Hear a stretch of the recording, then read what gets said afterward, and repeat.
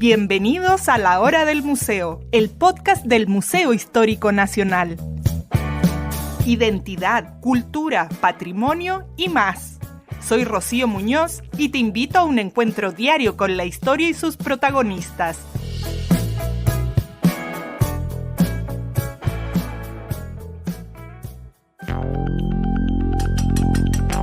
Hace pocos días se dio a conocer una publicación de la revista de Arqueología Iberoamericana en la que se señalaba que en la orilla del lago Ranco, en la bahía Coique, había sido investigada una piedra que se denomina el Ojo de Coique. Por su diseño circular, también es denominada en Mapudungun Antucura. Esto significa piedra del sol. Se trata de un monumento lítico que tenía funciones astronómicas y ceremoniales y que estuvo en uso durante el siglo XIII. Esta piedra registra la posición del sol en los solsticios de invierno y verano. Este sería el único calendario solar lítico que se ha identificado hasta el momento en territorio araucano. Esta piedra Antucura es parte de un sitio que presenta otros recursos arqueológicos que fueron empleados en prácticas rituales, la observación de los ciclos naturales y el registro del paso del tiempo. ¿Qué maravillas resguarda este calendario solar en territorio mapuche? De esto vamos a conversar hoy con quien dirige esta investigación, el profesor de la Universidad Austral de Chile, Rodrigo Mulián. Bienvenido, Rodrigo, qué gusto tenerte aquí en La Hora del Museo. Gracias por aceptar la invitación desde el Museo Histórico Nacional. Bueno, muchas gracias a ustedes por la invitación. Rodrigo, bueno, estos últimos días ha salido bastante en la prensa la investigación que estás liderando, que nos lleva a esta tremenda noticia de este calendario solar, piedra Antucura, espero estar mencionándolo bien. Como decía, tú lideras esta investigación y descubren esta piedra. Nosotros tenemos la imagen, ya se la vamos a compartir a ustedes que nos están escuchando. En términos estrictos, no es que nosotros hayamos descubierto la piedra estaba en el catastro patrimonial de la cuenca del lago Ranco hace bastante tiempo. Lo que ocurría es que no se había identificado su función. Era reconocida como el Ojo de Coique. Ya está en una zona donde hay muchas evidencias arqueológicas, lo que llamamos el patrón de tacitas del lago Ranco.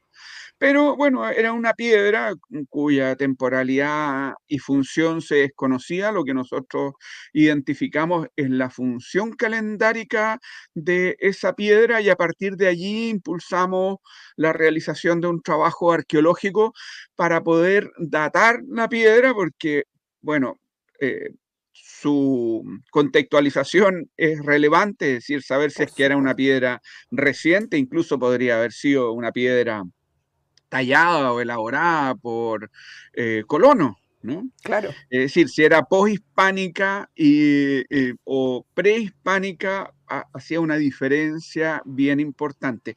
De hecho, los colegas presuponían que eran los colegas arqueólogos, personas que habían pasado por ahí, presuponían que era post-contacto, es decir, poshispánica, y que eventualmente podría haber sido hecha por Yanacona, esto es, indios de servicio, procedentes del área andina central, porque claro, el patrón tacita es un tipo de intervención arqueológica común en el norte. Bueno, vamos entonces a este lugar, vamos a situarnos allá.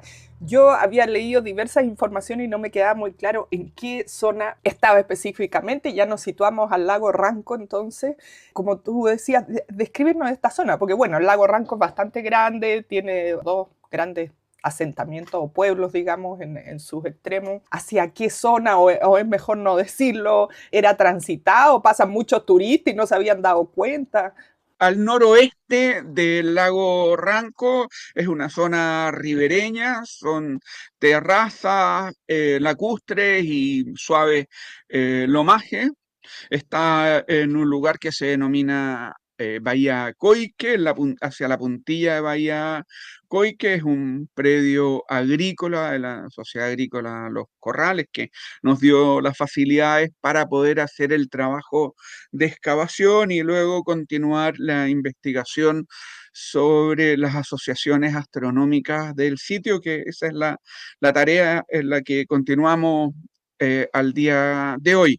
El sitio es un complejo arqueológico en el sentido que está compuesto por varios elementos, no solo se configura por la piedra calendario, a la que denominamos Antucura, porque es capaz de fijar las posiciones del Sol en los solsticios, sino también tiene una plataforma de observación, un espacio al que denominamos Tripayantu, porque se puede ver ahí la salida del Sol y el movimiento en general del Sol durante todo el año, no solo el Sol, sino también la posición de la Vía Láctea, los Wow. movimientos de la Luna, y tiene 5 espacios donde se encuentran tacitas, que son unas pequeñas concavidades labradas en rocas emplazadas en el espacio.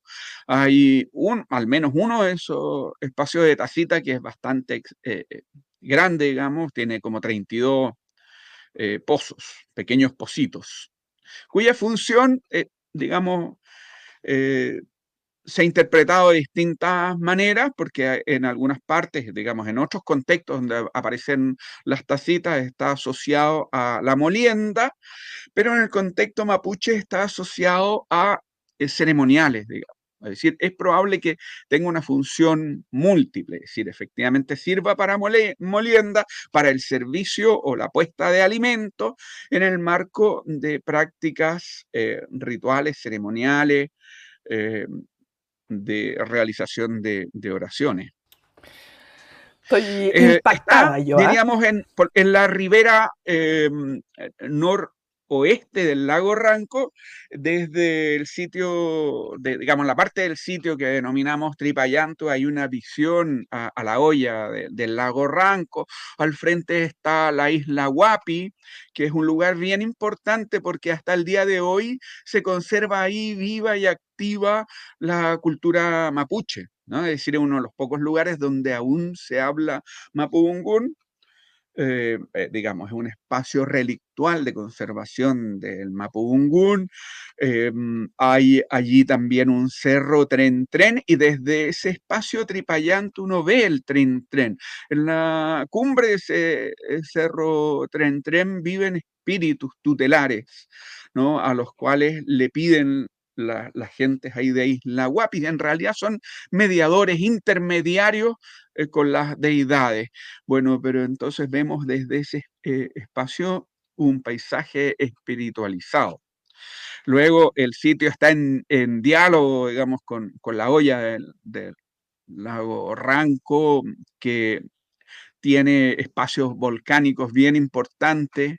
En fin, hay todo un diálogo ahí, no solo con el paisaje, sino con los ciclos, con las temporalidades. Qué impresionante todo esto que me dice. Estaba recorriendo así en mis recuerdos el lago Ranco y también de lo poco que sé de la cultura mapuche, justamente el Cerro Tren Tren que mencionas. Alguna vez hice una locución para un documental justamente de Es ritualidades parte de mapuche. una narrativa ancestral, mítica, digamos, originaria.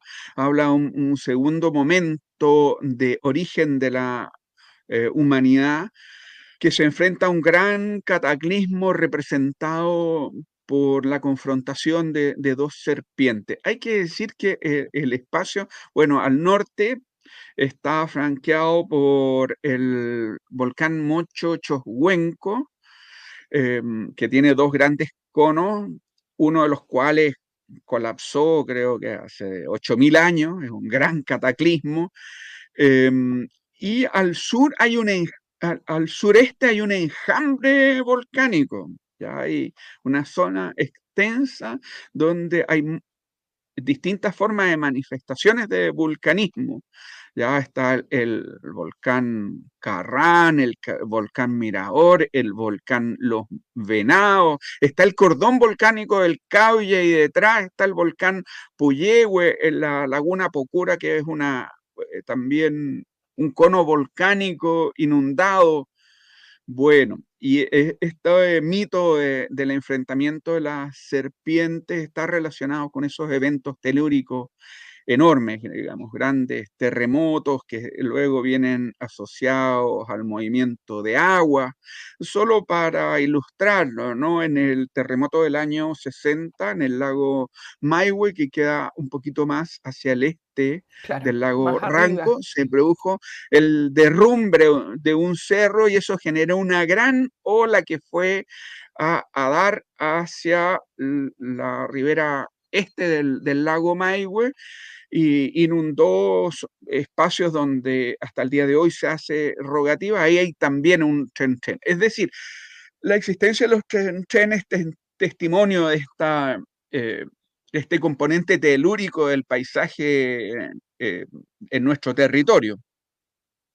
Pasa muy cerca por ahí la falla Liquiñe-Ofqui, ¿no? Que es otro de estos componentes que está asociado a los terremotos, movimientos de tierra que son periódicos. Pensemos que cada 150 años se produce un gran cataclismo en nuestro país. Sí, bueno, es una forma totalmente distinta de relacionarse con el paisaje la que nos estás contando. Vamos a este complejo arqueológico y aquí en este programa lo hemos hablado, pero siempre de alguna manera, así como imaginario nuestro cultural, asociamos estos calendarios, solsticios o las mediciones astronómicas que tenían las antiguas culturas con el norte, con los incas, pero no con los mapuches. Entonces, yo creo que eso también es lo que ha llamado la atención de la prensa y de todos de este hallazgo. Cuéntanos cómo llegaron a esta conclusión, cómo ha sido toda tu investigación respecto al mundo mapuche para... Bueno, tú también eres arqueoastrónomo, aquí te estoy haciendo muchas preguntas de una No, vez. esa es hay una pequeña precisión. Yo soy antropólogo y me dedico a la etnohistoria desde la semiótica, es decir, cultivo la etnosemiótica histórica como translingüística comparada, estudio el conjunto de los sistemas de significación de los pueblos originarios, sus Mm, discursividades, para la reconstrucción de la historia a partir de allí, ¿no? Eso es una pequeña precisión que hay que hacer, sí, digamos, por un error que supuesto. se filtró en algunos de los De los reportajes que medios se han ahí. publicado sobre este sitio. Bueno, yo me he dedicado largamente al estudio de las interculturalidades centro y surandina porque, bueno, un dato interesante, en el entorno de la cuenca del lago Ranco y del río Bueno, las congregaciones rituales mapuches vigentes, es decir, la cultura mapuche está vigente, hay rogativas, se denominan lepunes, ¿ya? Lepunes, barrer, limpiar un espacio.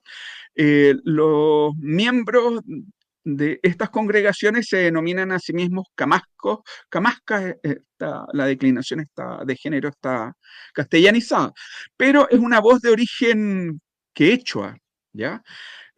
Bueno, yo partí aproximadamente el año 98, ya el siglo pasado, haciendo trabajo etnográfico en esas rogativas. Por ahí, como en el año 2006, tomé conciencia de que la voz con la cual se designaban era una voz quechua. Eso me puso a estudiar relaciones interculturales. Wow. Bueno, y en esa tarea, claro, descubrí este patrón, o sea, encontré, no lo descubrí yo, encontré la presencia, me di cuenta, me hice consciente de la presencia de este patrón tacitas en el sector norte del lago Ranco. Siguiendo tacitas, bueno, algunas de estas tacitas están en sitios emplazados también con topónimos que son quechua, como Pucara. Hay un sitio Pucara justo en el cordón montañoso que divide la cuenca del Ranco con el Riñihue. Y bueno, y siguiendo las tacitas llegué hasta este lugar. ¿ya? Nos pareció muy interesante, pero la verdad es que no éramos capaces de interpretarlo, estuvimos pensando qué podíamos hacer. Yo en simultáneo estaba haciendo trabajo etnográfico en los Andes, ¿ya? Porque he estudiado, digamos, estas relaciones entre la cultura mapuche y las culturas andinas, ¿ya? Y entonces hice registro de ritualidades de Año Nuevo. En esa perspectiva ya nos preguntamos, oye, vamos a observar este sitio el 21 de junio. Ella fue una colega porque yo estaba haciendo registro etnográfico en el Titicaca, en la isla Un del poquito Sol, lejos. y, y la colega dijo, sí, mira, podría ser. Parece que hay una relación, pero no es tan clara porque en el solsticio de invierno en junio el sol le pega en una esquina, ya no, pues, digamos, es lateralizado. Entonces dice, sí, pareciera pudiera ser, además es difícil observar la salida del sol en junio. Tuvimos la suerte que se despejó en un momento y se pudo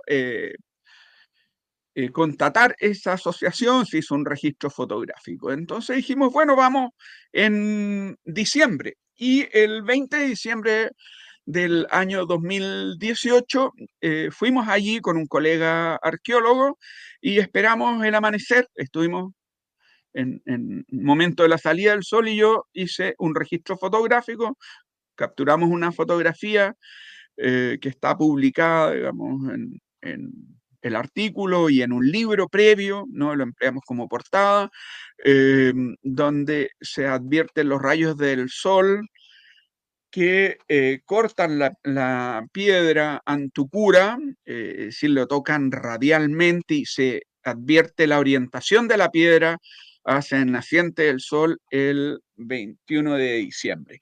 Bueno, y es el único calendario solar lítico conocido hasta el momento en el mundo mapuche. Ahora hay antecedentes, sí, de observaciones del tiempo, por ejemplo, en la zona de Las Pampas, hay unos colegas argentinos en un parque nacional que documentaron calendarios solares de horizonte. Y eso es lo que hacen la mayor parte de las comunidades mapuches hasta el día de hoy. Es decir, observan el movimiento del sol en el horizonte. La diferencia en este caso es que hay la modificación de elementos en el espacio para permitir el registro de este movimiento.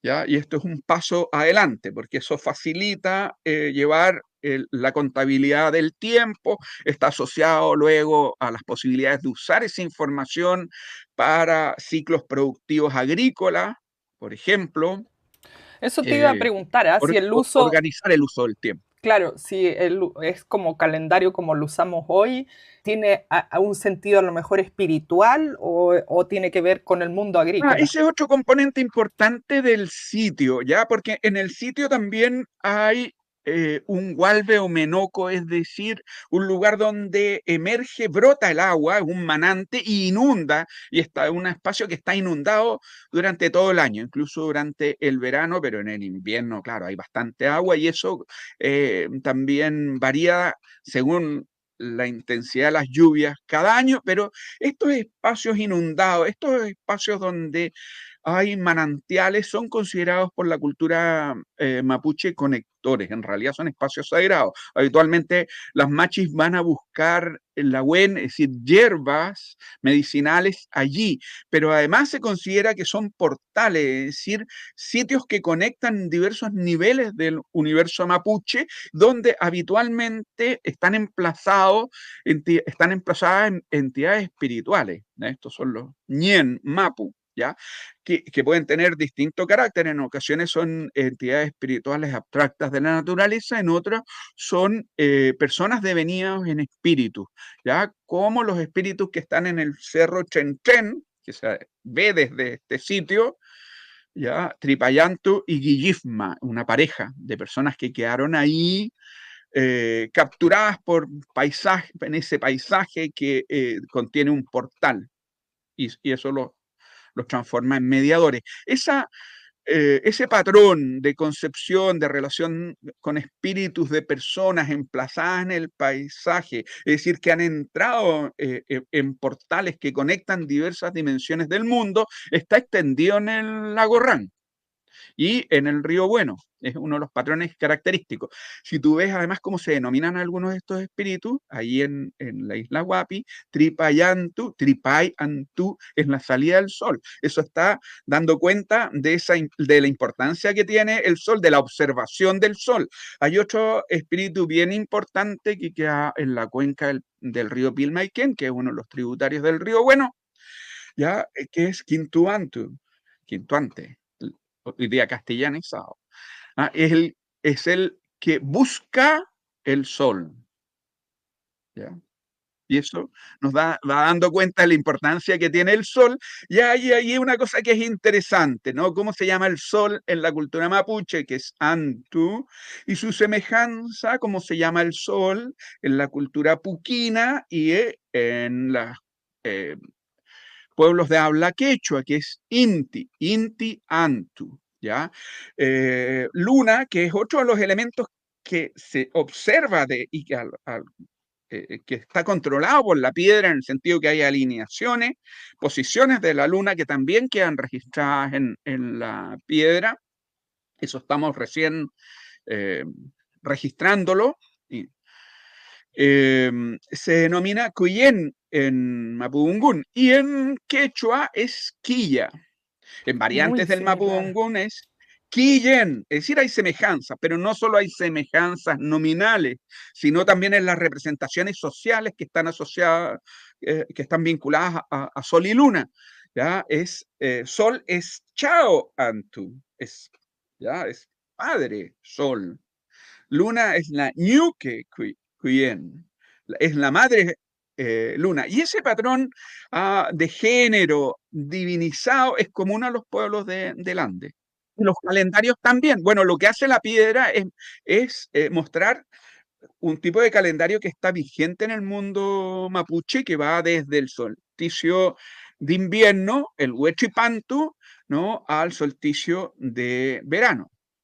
Y ese calendario y esa organización del sol es también compartido por los pueblos de andinos. Bueno, para nosotros uno de los puntos importantes, relevantes en términos del conocimiento que registra, muestra este sitio, es que deja en evidencia patrones de organización del tiempo y el espacio que están vigentes hasta el día de hoy en la cultura mapuche, es decir, muestra la antigüedad de esos patrones, ya porque los fechamos al siglo XIII, estaba en uso ese Eso espacio también a tenía la partir de duda. 1210 por lo menos, y que son compartidos por el mundo andino, es decir, hablamos de un horizonte cultural donde hay órdenes de representación, de configuración del tiempo y espacio que son comunes.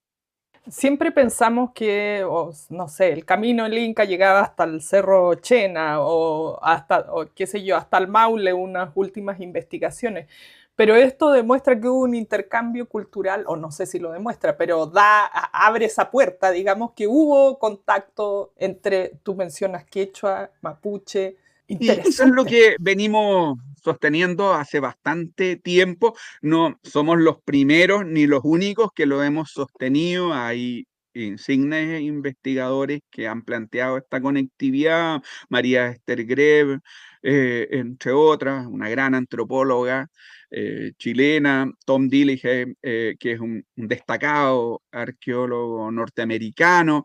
Antes de eso, esto ya está dicho, por ejemplo, por Tomás Guevara, así en 1910, ¿no? Que establecían una vinculación con el Inca. Pero nosotros hemos venido investigando, como te decía, más o menos desde el año 2006, iniciamos las primeras indagaciones, hemos tenido la suerte de ejecutar varios proyectos de investigación financiados por Fondesit, que nos ha permitido recorrer el mundo andino indagando en estas relacionalidades. El año 22 publicamos un libro que se llama La impronta andina en la cultura mapuche, ¿ya? Y en ese libro se registra una continuidad de interacciones, de contacto centro y surandino.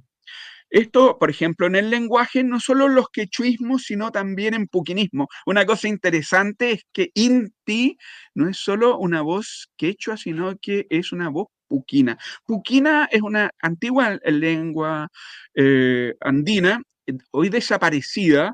Ya existe cierto consenso que habría sido la lengua de la cultura tihuanaco. Ya Tihuanaco, que se desarrolla entre el 300 y el 1000, periodo intermedio, y que cuyo colapso está en la base, en el nacimiento de la cultura inca. Hay que decir que la cultura inca es una cultura tardía en los Andes, ¿ya? Es del siglo XIII, más o menos 1200 empieza a configurarse, a establecerse. El Tahuantinsuyo es de la expansión de esa cultura es del siglo XIV, siglo XV, finales del 14 y del 15, pero aquí las temporalidades de este sitio coinciden con el nacimiento de la cultura inca, es decir, que hay un continuum de relaciones andinas. ¿Ya? Respecto al camino del Inca, sí, efectivamente, una de las características de los desarrollos de esta cultura es que consolidó caminos, pero muy probablemente no los estableció, ¿ah? Sino que lo que hizo es que consolidó una red de caminos preexistente y que es muy antigua, ¿no? Y que conecta los espacios en el continente. Las personas han estado caminando largamente. Eh, Solo un ejemplo, ya un hallazgo arqueológico que es importante también para la región, el hombre de Chan Chan, que es una playa que queda acá de San José de la Mariquina hacia la costa, un poquito al norte de Mewin.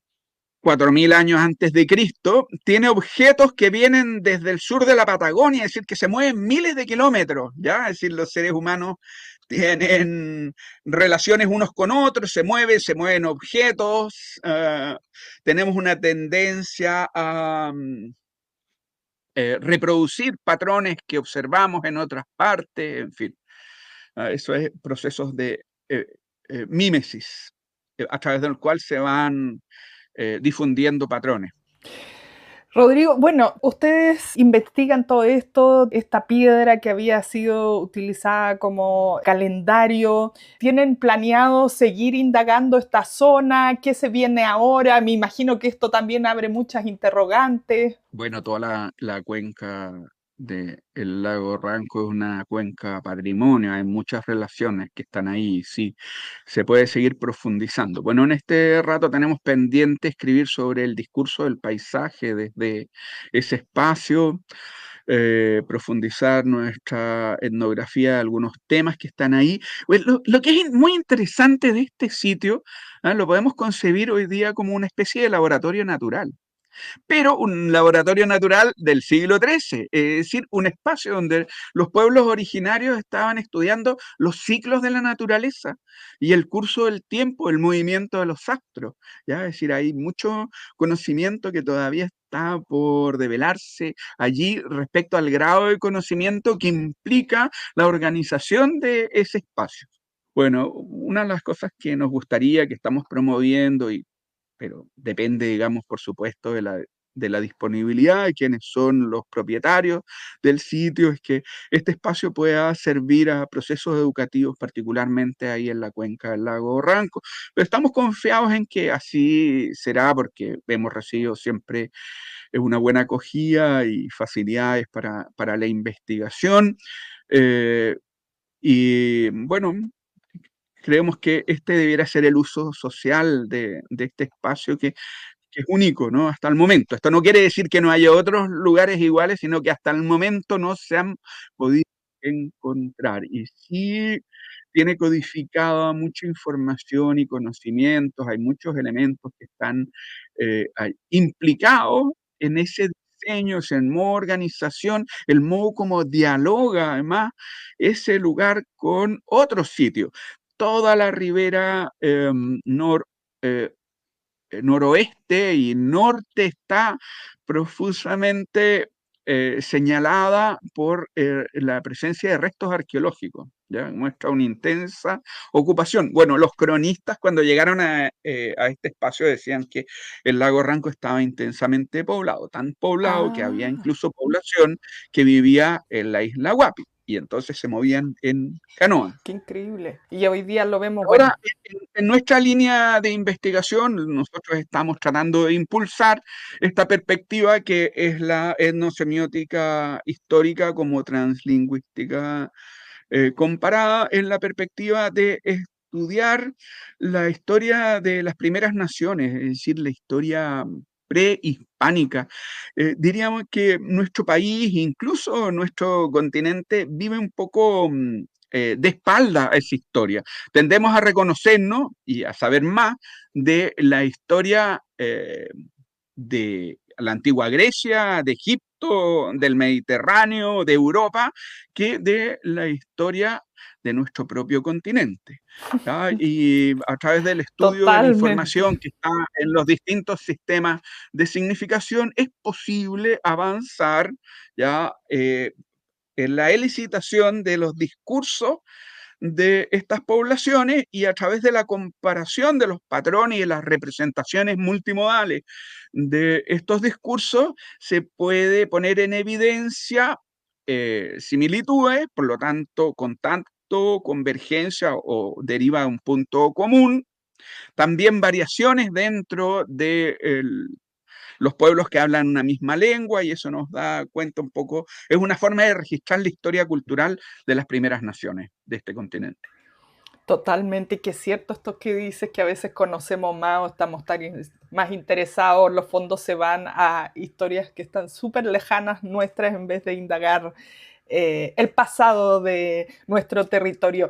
Rodrigo, bueno, no nos queda mucho tiempo, pero hay la posibilidad, tú mencionabas por ahí, me tomo de eso, de que haya existido alguna suerte de ruta, estas conexiones que tenía esta ribera del río Ranco con otros lugares que se hubieran podido ocupar como, por así decirlo, zonas estratégicas para medir el tiempo, conectarse Bueno, con donde los hay una astros. conectividad que es muy clara, ya es con lo que los mapuches llaman el Puel Mapu, es decir, el oriente de la cordillera de los Andes, porque ahí hay varios pasos cordilleranos, ¿ya? Y una zona bien interesante para ver elementos en común es la zona, el lago Lácar, en San Martín de los Andes, Meliquina, ¿ya? Sí hay muchos componentes en común. Una cosa interesante del área oriental de los Andes es que es un espacio de ocupación de diversas culturas, ¿ya? Es decir, ahí hay registros de voces, toponimia, antroponimia y etnohistoria de pueblos que son eh, hablantes de otras lenguas, ¿no? El Teuchen, que es una variante del tehuelche, de la lengua hoy día conocida como tehuelche, una lengua de la familia Chon, pero también Gununa Kuná, que es otra cultura que vive en la Patagonia septentrional. Entonces hay ocupaciones múltiples, desplazamientos y movimientos. Ya hay también allí mucho registro de voces y elementos culturales andinos, por lo menos en el registro de las narrativas, hay desarrollo de elaboraciones líticas que son bien significativos. Uno de los colegas con el cual trabajamos, Alberto Pérez, ha sido arqueólogo durante bastante tiempo de esa área y identificó en Meliquina, en un sitio Nehuen Antú, un entierro de canoa, Huampo, ¿ya? O Entierro Trollof, de que es el canoa. más antiguo y que es un patrón compartido por el mundo mapuche. Bueno, los mapuches ocuparon la ribera, digamos, la vertiente oriental de los Andes, y entraron ahí en relaciones interculturales con otros pueblos. Entonces hay un espacio ahí de interacción bien interesante. Encontramos una obsidiana que provenía del área de Meliquina. Las obsidianas se caracterizan porque tienen patrones geoquímicos distintivos, de modo tal que se puede saber de dónde viene? dónde está el yacimiento, y nos muestra ese movimiento, o sea, interacción entre las dos vertientes de los Andes. Y al otro lado de los Andes había un movimiento, al parecer, mucho más intenso en relación también norte-sur, ¿ya? En San Martín de los Andes vivió durante mucho tiempo Berta Kessler, que hizo una colección de narrativa, ¿ya? Por lo menos unos 4 volúmenes de relatos recogidos de habitantes de allí, mapuche, pero que traen una narrativa que es muy intercultural, ¿ya? Donde hay elementos tehuelche, y hay elementos quechua, andinos y patagónicos y mapuches, y entonces nos muestra un espacio intercultural que da cuenta precisamente de esta movilidad, de este mundo mucho más complejo del que tenderemos a pensar las culturas originarias, ¿no? Como aisladas y monoculturales, digamos, es decir, que muestran patrones unitarios con una tradición de larga duración, y todos los datos que nos informa esta cuenca es todo lo contrario, es dinamismo, transformación, interculturalidad temprana, ¿ya? Digamos que la interculturalidad no ha nacido con la globalización, sino Eso. que es una constante en la historia de la humanidad. Qué ¿Ya? importante este punto, ¿ah? Porque siempre, bueno, es parte de la mentalidad egocéntrica que tenemos los seres humanos de pensar que siempre estamos descubriendo todo y el mundo se ha conectado desde siempre. No es que vivían aislados y se han ido fusionando las culturas. Bueno, tú has señalado un montón de ejemplos en el idioma, en el lenguaje. Así que, bueno, da mucho que pensar este lugar ahora que estamos en verano. Hay muchas personas recorriendo esos lugares. Bueno, me imagino que no, tú decías un predio privado, pero es bueno conocer estas riquezas que están en lugares que a veces visitamos. Este lugar está al lado de la playa más visitada Ah, en la región de Valdivia, o una de las más, diría yo que es sí. la más bonita, ¿no? Que es la playa de Bahía Coique. Es un punto de atracción porque tiene arenas blancas, aguas cristalinas, un lago todavía vivo, es decir, donde uno se echa a nadar y ve peces y ve cangrejitos moviéndose en la arena blanca abajo. Es un lugar muy, muy hermoso, la verdad. Eh, eh, y se emplazaron en un sitio privilegiado para la vida estos habitantes originarios Por del supuesto. lago Ranco. El lugar más lindo, ahí es donde tiene que ser y lo sigue siendo. Y ojalá se siga preservando ese lugar así, porque también ya la sobrehabitación de la vida moderna va borrando esos rastros y esa maravilla natural. Rodrigo, ha sido una conversación fascinante, me encantaría saber mucho más, pero ya estamos aquí contra el tiempo, a propósito que hemos hablado bastante de tiempo aquí. Así que muy agradecida, bueno, a quienes nos están escuchando hay más detalles también. No sé si tú nos puedes dejar por ahí si uno quiere indagar más sobre el tema, porque ustedes han hecho varias publicaciones. Bueno, el artículo sobre Antucura Uh -huh. está publicado en una revista que es Arqueología Iberoamericana, que es de Perfecto. libre acceso, de modo tal que lo pueden descargar. También pueden ver un libro de mi autoría, aunque en diálogo con muchísimos otros colegas. Llevo mucho tiempo trabajando transdisciplinariamente con lingüistas, con arqueólogos, con investigadores que se han formado en distintas tradiciones y profesiones.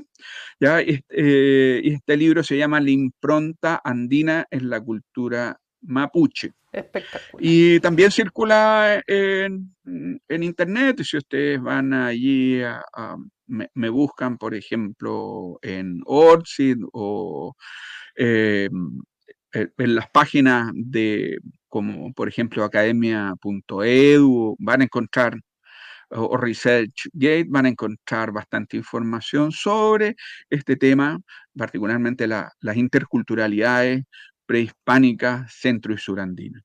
Aquí yo ya lo encontré, con la portada, con esta imagen de la piedra calendario. Sí, en el libro hacíamos mención al sitio porque, digamos, el trabajo de excavación y los fechados llegaron en el momento que lo estábamos publicando, pero es solo una mención. El artículo que publicamos este año entrega el detalle de todo el proceso de investigación, de la excavación, la contextualización, el fechado e interpretación del sitio que está apenas mencionado en este libro.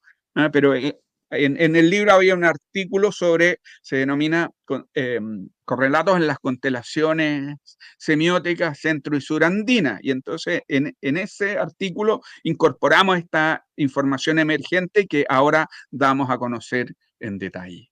Buenísimo, entonces. Me ha parecido maravilloso poder descubrir todo esto junto contigo, que nos compartas toda esta información. Así que muchas gracias, Rodrigo, por haber estado con Bueno, nosotros. muchas gracias a ti, Rocío, y a los auditores de la hora del museo. Que estén muy bien.